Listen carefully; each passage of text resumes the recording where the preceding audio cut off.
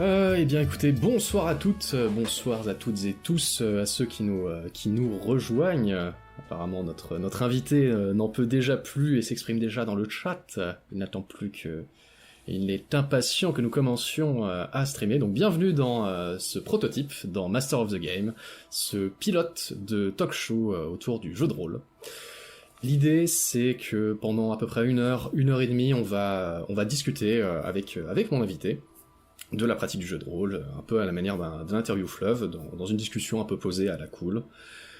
Si vous n'y connaissez rien au jeu de rôle, si c'est un loisir que vous connaissez mais auquel vous êtes totalement hermétique, ne vous inquiétez pas, le but c'est pas de vous convaincre de vous mettre au jeu de rôle ou de vous expliquer tout un tas de règles sur ce que c'est. Partez du principe simplement que c'est une discussion entre deux personnes qui pratiquent un même loisir, et du coup qui échangent un peu autour de leur pratique sur ce sujet-là, et sur ce que ça a pu un peu leur apporter dans leur vie. Je pense qu'on va pouvoir commencer et présenter notre premier invité pour cette première émission. C'est un monsieur que vous avez peut-être déjà aperçu dans nos lives précédents et dans notre série de jeux de rôle Décompte Warhammer, mais peut-être l'avez-vous déjà aperçu notamment dans certains courts-métrages où il interprète avec brio un compositeur de baroque. Mais ça, c'était dans son ancienne carrière d'acteur. Depuis, il a totalement changé de vie et de choses comme cela. Et désormais, vous avez pu donc le voir jouer et interpréter avec brio, d'une certaine manière, un tueur nain sur Warhammer, avec un accent mexicain, allez savoir pourquoi. Mesdames, messieurs, je vous demande un tonnerre d'applaudissements pour ce cher Maxence Simiela. Je t'applaudis parce que du coup, sinon ça... Bonsoir à tous. Bonsoir Paris. Bonsoir. Comment ça va mon petit Max? Est-ce qu'on m'entend bien? Ça va très bien, est-ce qu'on m'entend bien là? Normalement c'est bon, moi je t'entends plutôt bien, donc normalement ils ont le même son que moi j'entends, donc ça doit être plutôt pas mal. Après, je n'ai pas du tout la vision sur le chat ou quoi que ce soit, donc je salue d'ores et déjà toute ma famille, mes amis qui ne regardent pas ce chat et qui ne regardent pas ce live, et j'espère que tout va bien se passer. Et je salue aussi en post-prod Eugène du coup qui m'a installé chez lui pour pouvoir faire le live, parce que sinon ça aurait été un peu plus compliqué. C'est vrai que t'as un assistant technicien et ça c'est quand même magnifique, c'est quand même beau. On peut le remercier pour ça. Bah écoute, on va pouvoir commencer. Donc est-ce que ça va bien? Est-ce que tu es correctement installé, mon cher Max? Ouais, nickel. Tout est bon. Donc... C'est chaud. Je sais pas du tout ce que tu vas me demander, donc tu m'as demandé de participer à ce talk show. C'est vrai. Je suis toujours dispo. D'une certaine manière, la plupart des projets que tu proposes, moi ça me botte toujours, et c'est avec grand plaisir que je participe. Maintenant, c'est toi qui pilote, hein. Vas-y, hein. C'est exactement. On l'appelle le cobaye dans le milieu. Exactement. Eh bien, mon cher Maxence, vois-tu, j'ai préparé une petite trame d'interview, tu vois, j'ai fait ça très sérieusement, j'ai une petite série de questions sur lesquelles on va pouvoir un peu discuter, débattre, échanger. L'important c'est surtout toi, parce que c'est toi l'invité, de donner vraiment ton point de vue et ton ressenti. Beaucoup trop de pression. Là. La pression, tout repose sur toi en fait, toute la qualité de ce talk show repose sur toi. Je suis le premier là, chaud. Calme-toi, ça va bien se passer. Alors, mon cher Maxence, ça fait maintenant un certain nombre d'années que toi et moi on se connaît, ça fait quelques années aussi qu'on fait du jeu de rôle tous les deux. Est-ce que tu te souviens de ta première expérience de jeu de rôle? Comment est-ce que ça s'est passé? Quand est-ce que ça s'est passé? Comment est-ce que la première fois t'as été... peut-être deux choses en fait. C'est quand la première fois... non mais carrément, non mais je m'en souviens de ouf, parce que... Peut-être deux doubles questions en fait. Là. C'est quand la première fois en fait que t'as entendu parler du jeu de rôle, et du coup qu'est-ce que ça évoquait à ce moment-là, et quand est-ce que t'as joué ou participé à ta première partie de jeu de rôle?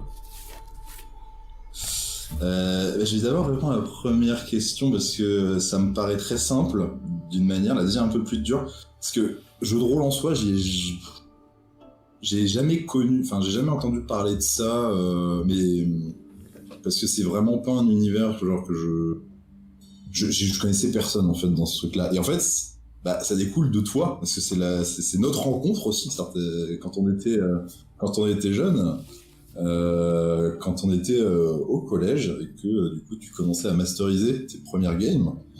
C'est comme ça qu'on s'est connus, parce que je vous ai une petite bande qui du coup commençait un petit peu sur un petit, je crois que c'était sur un univers un peu c'était Heroic Fantasy, mais très très permissif, je me souviens. Mais c'était ça qui était cool aussi. Et on devait avoir, alors je sais plus quel âge t'as en 5e, 4e, mais à peu près 12 ans, quelque chose comme ça. 12 ans, 12 ans. Ouais, donc j'ai entendu parler de ça, enfin je vous ai vu y jouer, et c'est quand on a parlé après que du coup j'ai compris ce que c'était. Mais ouais, c'est dans ces eaux-là. Et ma première vraie partie de jeu de rôle, du coup, c'était entre 2 heures de cours dans la cour de récré, avec nos petits personnages, et puis on faisait nos petites aventures au fil de l'année. On se faisait bien bolos par tout le monde, parce qu'il faut se l'avouer, à cet âge-là, tu vois, t'as les hormones qui travaillent, tu commences un petit peu à regarder à droite à gauche. Nous, on jouait comme des gros geeks, du coup, et c'était cool, mais bon, c'est un peu comme là aussi que ça s'est forgé, hein, je veux dire, c'est ici qu'on a appris à se connaître, et puis qu'on en est là aujourd'hui, à faire des talk shows avec 4 viewers sur Twitch, et ça c'est beau. Ouais, ça c'est beau. L'évolution est là, hein. Elle est grande. Et on a step up là, c'est ouf là. Ah, je pense que la différence, surtout, c'est qu'à l'époque, on avait conscience, entre guillemets, que c'était un peu mal vu, entre guillemets, ou que potentiellement les gens pouvaient se moquer de ce genre de truc. Et je pense qu'on était un peu dans une double relation, soit on s'en foutait en mode non, mais ils comprennent pas, ils le comprennent pas. Bah, c'était ça, ouais. Soit c'était en mode non, merde, putain, ils ont raison. Non, du coup, ce qui me fait marrer, ouais, c'est qu'on se faisait un peu oui quand même, mais genre, franchement, c'était assumé. Ouais. C'était assumé d'une certaine manière, donc du coup, bah pas de souci. Puis au final, on s'est forgé une belle amitié là-dessus, et puis on s'en foutait, quoi. Donc c'était cool. Il y a eu des pertes, hein, sur le chemin, hein, bien évidemment, et puis des rajouts sur la suite. Mais il y a un noyau dur. Des rajouts et des rageux. Et des rageux aussi. Exactement.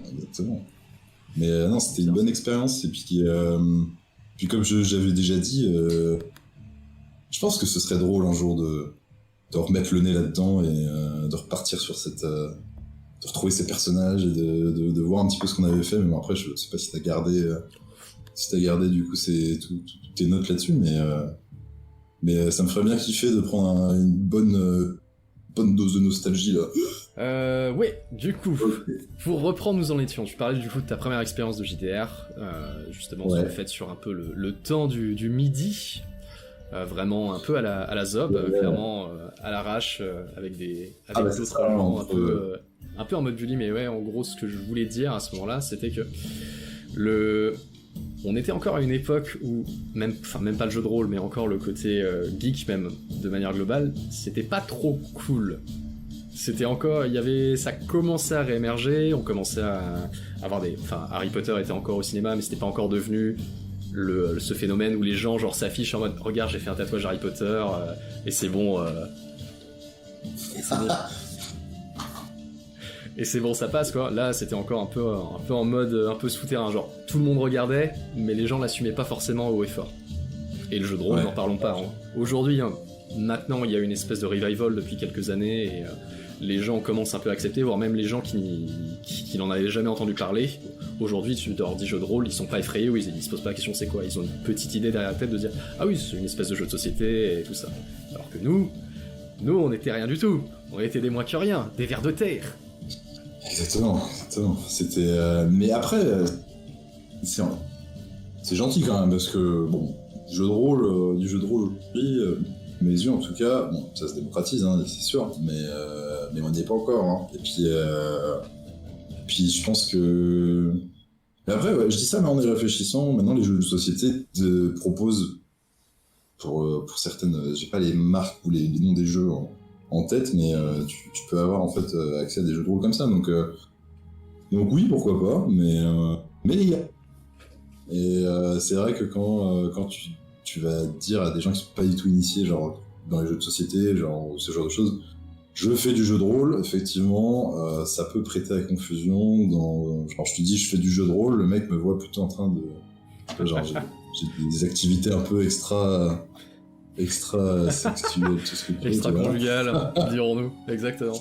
Exactement, mais non, mais en toi, effectivement, c'est un hobby comme un autre, et d'autant plus que c'est vraiment cool de le faire. Alors pour l'instant, moi je l'ai fait qu'entre amis, j'ai pas fait dans un contexte d'un club, un truc comme ça, je pense pas, parce que moi je trouve ça un moment convivial que tu fais avec tes potes, mais je pense que on a tous un petit peu un joueur en nous dessus, en tout cas, et que c'est possible. C'est plus dur pour certains, mais avec les bons potes, ça peut le faire. Ah, puis je pense qu'il y a un côté aussi un peu prise de risque aussi qui est fait dans le jeu de rôle. C'est quand même une activité, enfin un loisir où il y a quand même de l'expression qui est un peu mise en avant, etc. Donc entre guillemets, c'est mieux d'être avec un groupe que tu connais, avec des gens qui sont bienveillants autour de toi, plutôt que n'importe quel inconnu. Tu vas pas oser faire les mêmes choses qu'avec des amis que tu connais. Après, ça peut aussi poser d'autres problèmes quand justement c'est des gens qui te connaissent bien, ou tu peux aussi te réfréner ou te bloquer sur certaines choses. Mais on va dire de manière générale, ça te permet quand même d'être un peu plus en confiance. Bah, c'est sûr, c'est très théâtral, hein. Si tu rentres un peu dans la peau de ton personnage, il va falloir sortir un peu de ta zone de confort. Je pense que ça s'est senti, en tout cas dans le jeu de rôle Warhammer, où j'ai pas du tout l'habitude de changer ma voix, je fais un personnage un peu russe où il faut quand même s'exprimer, et bon, moi la race naine, c'est ça s'arrête au Seigneur des Anneaux, et voilà quoi, genre. Gimli, du coup, j'ai rematé, et puis je me suis dit bon, on va essayer de copier quoi. Puis on va voir, mais c'est vrai que heureusement que c'était entre amis, parce que compliqué ça, perso. Accent que je redis, hein, je ne suis absolument pas fier de ça, je fais ce que je peux. Ah oui, effectivement, il y a des petits relents mexicains, mais écoute, pourquoi pas, hein. Peut-être qu'on apprendra dans les futures parties que voilà, Midrick vient d'une communauté hispanique, hein, peut-être. Et là on va voir tous les... Attention, alerte cliché, on va s'arrêter là maintenant. Faites-vous dans votre tête, voilà. Arrêtez-vous, maintenant imaginez toutes les blagues possibles sur les communautés hispaniques. Voilà, nous ne les ferons pas ce soir. Du coup, ça c'était cette première expérience de jeu de rôle, c'était quand même il y a presque une dizaine d'années maintenant. Un peu plus de 10 ans. On a continué à jouer, on a fait différentes parties. Entre ce moment-là, on va dire cette première partie faite comme ça, dans une cour de récré entre midi et 2, avec un système de règles très simple, où presque les règles n'avaient pas trop d'importance.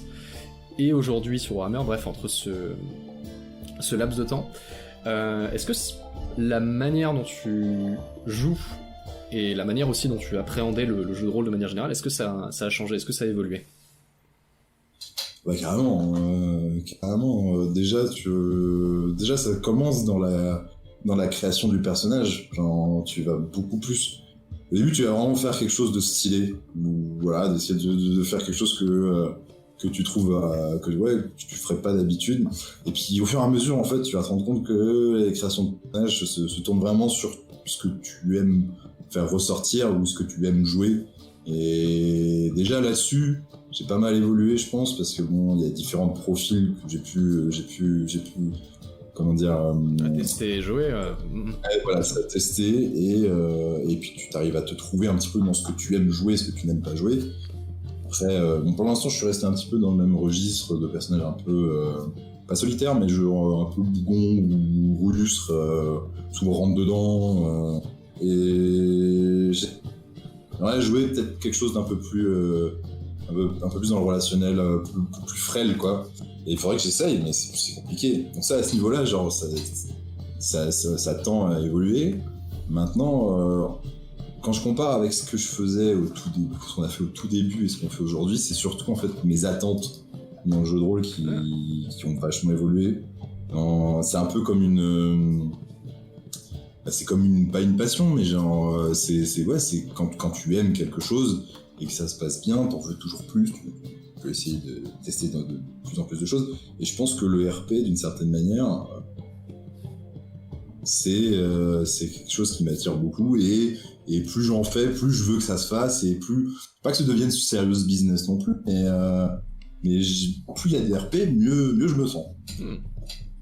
Alors que les toutes premières games qu'on faisait, c'était vraiment c'était un jeu vidéo, je veux dire, il n'y avait pas de Complètement. il y avait pas de RP, il y avait on parlait pas trop entre nous, c'était beaucoup de blagues, on sortait beaucoup de nos personnages, et il y avait très rarement même, on prenait la parole de nos personnages, on donnait juste des directives, c'était quelque chose à la troisième personne. Et là, on est vraiment dans la peau, et ça me plaît beaucoup, c'est ça que j'aime, quel que soit l'univers d'une certaine manière. Non, c'est intéressant. Tu faisais le parallèle avec le jeu vidéo justement sur les premières parties, puisque voilà, tu es un gamer d'une certaine manière, on peut le dire. Faut pas le dire, hein, parce que faut pas le dire trop je suis fort. célibataire, et dis que je suis un gamer, et ben c'est mort, C'est fini. Je peux pas, donc on comprend ça. Hein. Tu faisais un parallèle avec le jeu vidéo sur la première partie, donc t'es un joueur quand même d'une certaine manière. Ouais. T'as fait pas mal aussi de jeux de société quand même, et t'es un amateur aussi un peu de jeux de société. Ouais, carrément. J'aime bien ça, en tout cas, genre, je commence un peu à collectionner, mais les jeux de société, je me suis plus rapproché, là, ces 2 dernières années. Et sinon, ouais, le côté jeu vidéo ludique, là, par contre, ça fait longtemps que je t'attends. Mais ouais, du coup, par rapport à ces autres expériences en fait ludiques, comment est-ce que tu places en fait le jeu de rôle? Comment est-ce que tu différencies un peu justement entre cette manière de jouer et cette manière potentiellement de s'investir dans des univers et des histoires ludiques, où tu interprètes aussi des personnages, où tu joues à une partie dans un univers donné, par rapport au jeu de rôle? Inversement, est-ce qu'il y a des éléments propres aux jeux vidéo ou propres à certains jeux de société que t'aimerais implémenter, enfin bref, que tu penses on peut retrouver aussi dans le jeu de rôle? Ouais, c'est compliqué, hein. Une question auquel il faut se préparer, hein. En gros, des mécaniques que je pourrais retrouver dans les jeux de société qui sont implantées. De base, en fait, comment est-ce que tu différencies, genre, parce que il existe des jeux de rôle type jeux vidéo, et le jeu de rôle papier tel qu'on le fait, comment est-ce que tu différencies un peu ces deux choses? Comment pour toi est-ce que tu t'arrives vraiment à faire la différence entre les deux, s'il y a une différence? Peut-être que je n'en fais pas, je ne sais pas. C'est simple, hein, c'est d'une certaine manière le jeu de rôle papier aura toujours un avantage que le jeu de rôle que tu peux retrouver dans d'autres surfaces, comme le jeu vidéo ou même le jeu de société. C'est la liberté en fait d'action. Alors tu peux faire absolument ce que tu veux quand tu es joueur en fait de jeu de rôle papier, parce qu'en face du coup tu as une tête pensante, t'as ton maître du jeu qui pour son boulot principal est de s'adapter aussi aux choix des joueurs et de leur donner cette illusion de liberté. Donc voilà, je pense que c'est pas possible dans les autres, parce qu'il y a des limites. Il peut y avoir des limites graphiques, comme il peut y avoir des limites de moyens, de plein de choses. Et concrètement, ce qui est assez plaisant, oui, dans le papier, c'est que tu peux faire tout et n'importe quoi. Genre, à partir du moment où tu veux le jouer et que tu portes aussi tes couilles pour aller jusqu'au truc, et ben tout est possible. Donc c'est ça, en tout cas, je pense être la grosse différence entre les deux. Après, à part ça, non, ça me viendra peut-être plus tard. Mais non, mais c'est une bonne réponse. Enfin, c'est une bonne manière de répondre à la question, même s'il n'y a pas de mauvaise réponse ou de mauvaise question. Je sais bien, mais je vois pas. Voilà. Non, t'as bien expliqué comment les deux justement étaient assez différents. Qu'est-ce que potentiellement avait le jeu de rôle de plus par rapport à un jeu vidéo, ce qui en effet peut être quelque chose même qu'on a pu entendre, ou même que toi ou moi on peut se poser des fois en mode en vrai, pourquoi s'embêter à jouer autour d'une table avec des crayons, des dés, alors que je peux allumer ma console, allumer mon PC et m'immerger dans un univers qui est là devant moi graphiquement et qui est là, qui est presque présent, quoi. Alors ouais. Mais effectivement, là du coup tu fais un truc donc, pour contrebalancer. Effectivement, le jeu de rôle en jeu vidéo par exemple est beaucoup plus immersif entre guillemets. Parce qu'effectivement tu n'as pas, c'est un petit peu plus comment dire, c'est un peu plus fainéant entre guillemets parce que tu n'as pas besoin d'imaginer, tu vois les choses, ça se passe, il y a de l'action, il y a des effets tu peux avoir des effets d'explosion, des machins, ce qui te donne ce sentiment d'admiration et même d'accomplissement quand tu vas exécuter une énorme attaque et que tu vas voir le rayon partir ou faire une explosion ou tout simplement tuer quelqu'un par un quelconque moyen. Jeu de rôle papier, tu l'imagines, c'est cool, il y a l'émulation entre tes collègues, mais ça s'arrête là. Alors que là, effectivement, tu vois ce que tu fais, ton action elle est concrétisée sur l'écran, et ça c'est quelque chose qui est vraiment très plaisant pour le joueur, mais aussi pour le MJ parce que du coup t'as plein d'événements qui en découlent, et c'est plutôt cool. C'est un aspect qui est très intéressant, mais qui est muselé en fait par ce principe que on peut pas tout faire, on peut pas tout accomplir malheureusement parce que tout n'est pas possible encore. C'est vrai. Mais d'autant que une justement aussi des limites soulevées par la manière dont on peut se représenter une scène dans le jeu de rôle, c'est que c'est aussi très dépendant de la manière dont le maître de jeu justement masterise aussi sa session. Puisque c'est lui qui fait le descriptif de l'univers, ça varie aussi, même si les joueurs ont aussi un rôle à jouer puisqu'ils imaginent la scène qui se passe devant leurs yeux, il n'empêche que le principal, on va dire, émetteur de ce que vont voir et ce qu'on va ressentir les joueurs autour de la table, c'est ce que raconte le maître de jeu. D'ailleurs, tu as toi-même été maître de jeu dans un format assez un peu entre les deux justement, puisque tu as utilisé un jeu vidéo existant qui est Divinity Original Sin 2, et que tu as utilisé un peu le mode construction d'une certaine manière pour créer tes propres cartes et nous faire jouer, justement je faisais partie du groupe de joueurs, à un jeu de rôle où tu faisais la narration, tu faisais les descriptions, etc. et tu interprétais les différents personnages.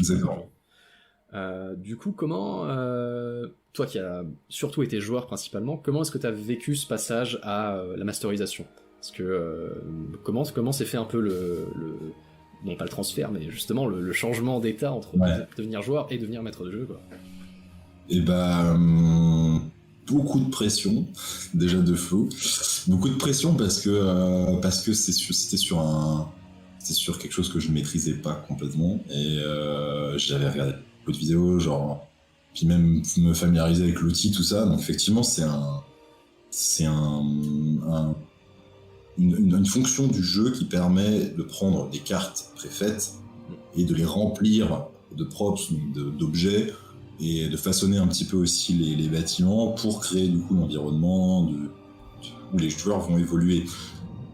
Néanmoins, comment est-ce que je l'ai demandé ?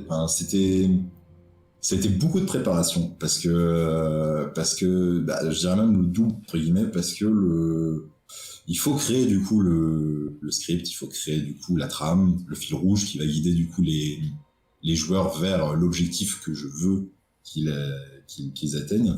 Mais il faut aussi créer du coup l'ambiance. Et en fait, c'est ça qui rend très compliqué la narration, c'est que on est dans un bac à sable où les joueurs vont évoluer et tout doit être contrôlé. Tout doit être contrôlé parce que le scénario fait que faut qu'ils aillent vers cet endroit-là, et il propose des endroits différents, il propose un univers avec des différentes par exemple, je sais pas, genre dans une forêt il va y avoir plusieurs chemins, ce genre de choses. Ben si je pense pas à créer une carte derrière avec un travail derrière où il faut recréer machin, ben je me retrouve coincé. Alors qu'un travail d'MJ sur papier qui va se retrouver avec un scénario court-circuité, il va pouvoir se rattraper à des choses et essayer de faire croire et revenir vite fait. Vraiment, c'est ce qui en fait qui m'a fait un peu qui m'a un peu déçu là-dedans, c'est que c'est un scénario couloir. C'est-à-dire que vraiment le fil il est devant, on peut donner l'illusion d'aller un peu à droite, un peu à gauche, et ça doit être préparé. Et il faut vraiment prévoir toutes les éventualités, c'est-à-dire, c'est chose qui est compliquée, parce que généralement, je me suis rendu compte en tant que maître du jeu, c'est que tu vas penser à deux, trois solutions possibles, et en fait, tes joueurs vont trouver 4, 5, 6 solutions que tu n'avais pas du tout pensé. Et c'est très compliqué de rentrer dans l'impro quand tu joues sur ce genre de jeu de rôle, parce qu'il faut tout de suite chercher en fait les différents personnages que tu as peut-être mis ailleurs. Il faut chercher des objets, chercher des effets, changer la musique, et c'est compliqué quand t'es tout seul, et en même temps en maintenant la narration pour éviter que ce soit trop compliqué, et que surtout que les joueurs sortent en fait de l'immersion. Mais c'était une très très grande, très content de l'avoir fait. Ça s'est terminé sur une fin, on va dire. Mais je reprendrai, je pense, pas cette histoire, mais je reprendrai peut-être ce système, peut-être sur un autre jeu. Mais ça m'a beaucoup plu de le faire. Après, j'y avais pensé maintenant, mais peut-être, pourquoi pas, retenter l'expérience sur Divinity, mais à deux, en tant qu'MJ. C'est un truc que j'avais pensé parce qu'effectivement, ce travail de faire la narration et en même temps gérer le jeu, il faut deux personnes. Il faut deux personnes. Et qui de mieux pour narrer une histoire que notre MJ principal. Et vu que j'ai touché un peu au outil, ce sera avec grand plaisir. Mais du coup, ça, c'est un truc qu'on pourra parler plus tard, que j'avais pensé. Écoute, je suis ravi d'apprendre cette nouvelle, cette annonce, ma foi. Mais écoute, ouais. Mais ouais.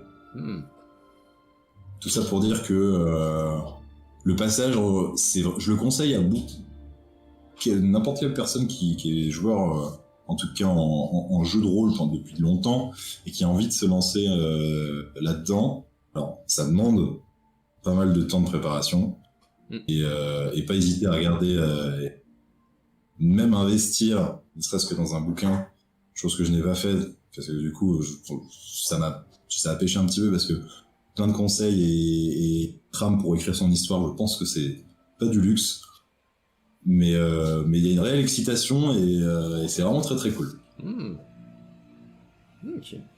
Donc plutôt, au final, non, plutôt positif, malgré les soucis techniques et la frustration que qu'il pouvait y avoir, hein, plutôt positif. Ok. Ouais.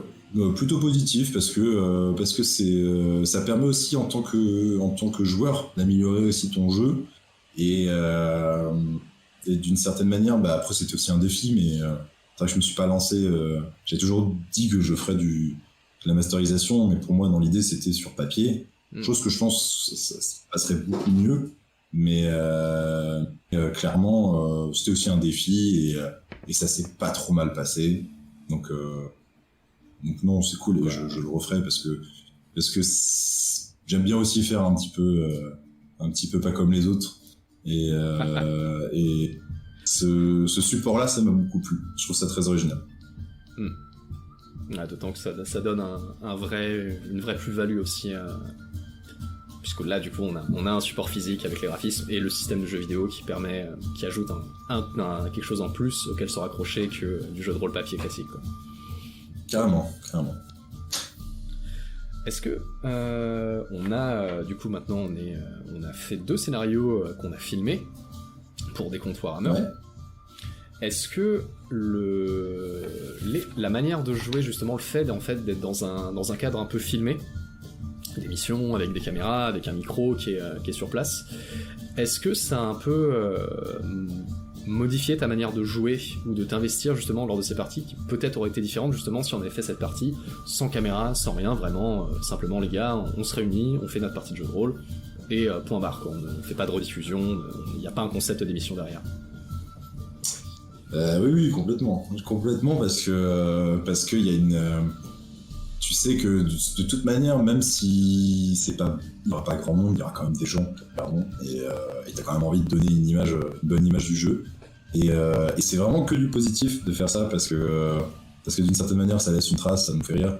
Et puis ça te pousse à aller chercher un peu plus loin. J'ai vraiment ressenti la première fois qu'on a fait du coup la vidéo, mais du coup en live sur Twitch en même temps. J'ai vraiment ressenti ça, qu'il y avait vraiment un engouement pour essayer de bien faire, et ça se tenait, donc du coup c'était vraiment cool. Donc oui, ça influe sur ton RP d'une certaine manière, et c'est de manière positive. Du coup ouais, carrément, je suis d'accord. De toute façon, nous arrivons on arrive à la fin en vrai, donc... D'accord. On va essayer on va juste essayer de conclure au moins et de s'arrêter là, mais ouais. Vraiment désolé.